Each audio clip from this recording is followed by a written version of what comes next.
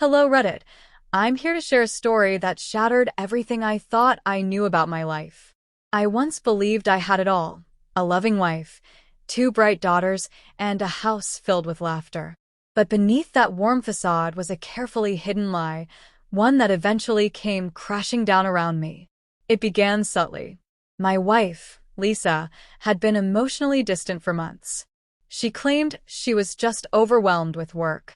My daughters, Jenna and Brooke, both in their early 20s, started acting secretive. They'd share strange glances when I walked into a room.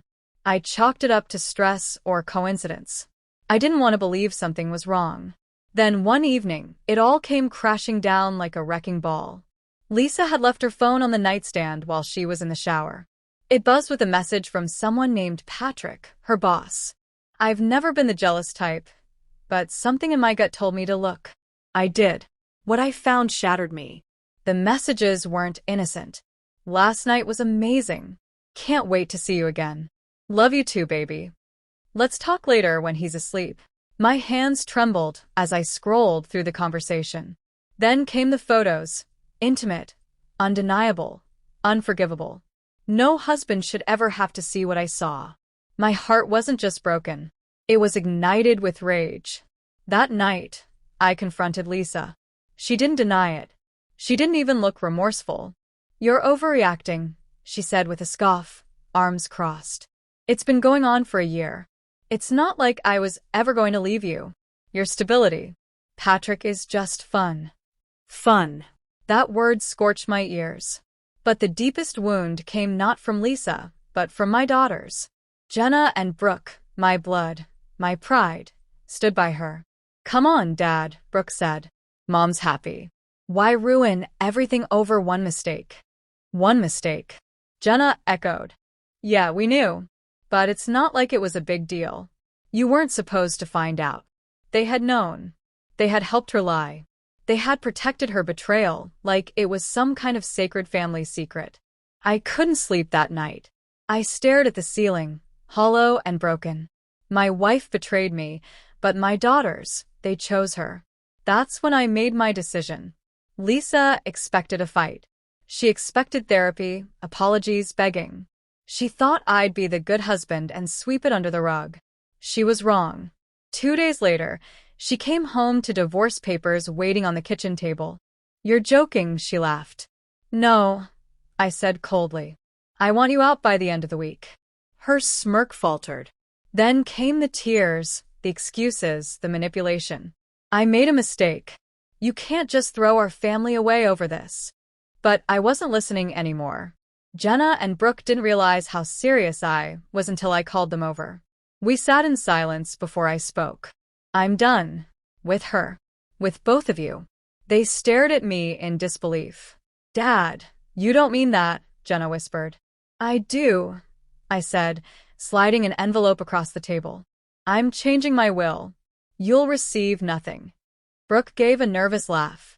You can't be serious. We're your daughters. No, I said. You're her daughters. You made that clear. Lisa looked like she finally understood that I wasn't bluffing. Maybe she thought I'd cave. Maybe she thought, in the end, that family always wins. But betrayal has a price. And I was done paying it with my dignity. The divorce was quick. I had all the proof I needed.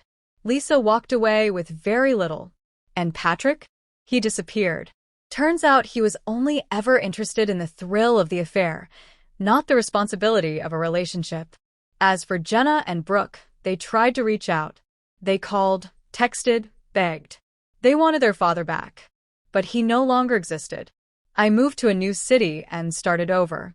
I rebuilt myself from the ruins. I even found love again, real love, with a woman named Claire. She had her own scars, her own past, but we understood each other. No lies. No masks. Just two people choosing each other honestly. For 3 years, I lived in peace. My new home was smaller and quieter, but it was mine.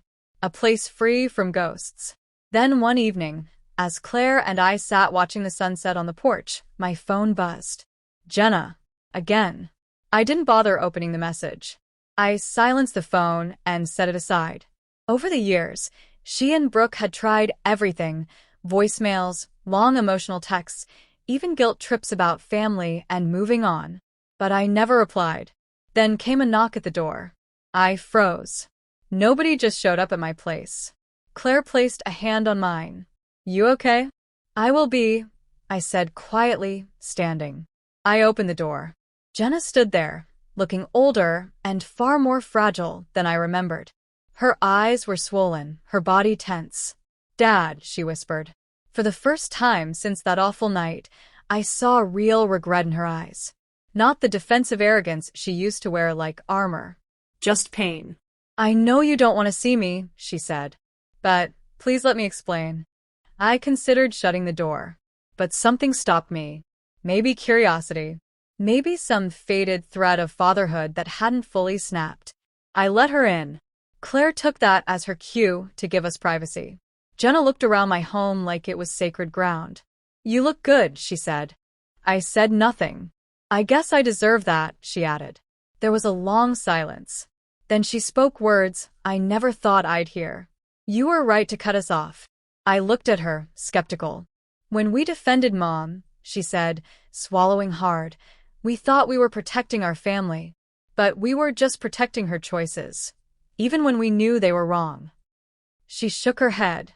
She didn't even love Patrick. It was just excitement. And when you left, she realized she'd lost the only man who ever truly loved her. She spiraled. She paused, then added, "Brooke still thinks you overreacted. She won't admit she was wrong. But me? I lost everything the day you walked away. You weren't just my dad. You were my hero. And I destroyed that for someone who didn't deserve it." Silence settled in the room. I watched her, searching for something real. "I don't hate you, Jenna," I finally said. "But I don't know if I can forgive you." She nodded, wiping her eyes. "I don't expect you to. I just needed you to know that I regret it. Every single day." I looked down at my hands. For the first time in a long time, something shifted in me. Not anger, not pain, just tiredness. Maybe, just maybe, the door wasn't completely closed. But I wouldn't be the one to open it again. When she left, Claire returned to sit beside me. "How do you feel?" she asked. I exhaled. Like the past finally caught up with me. She squeezed my hand gently. I looked at the door Jenna had walked out of, then back at the life I had created. "It's not my burden anymore," I said. "I made my peace. Now they have to make theirs." And for the first time in years, I felt free.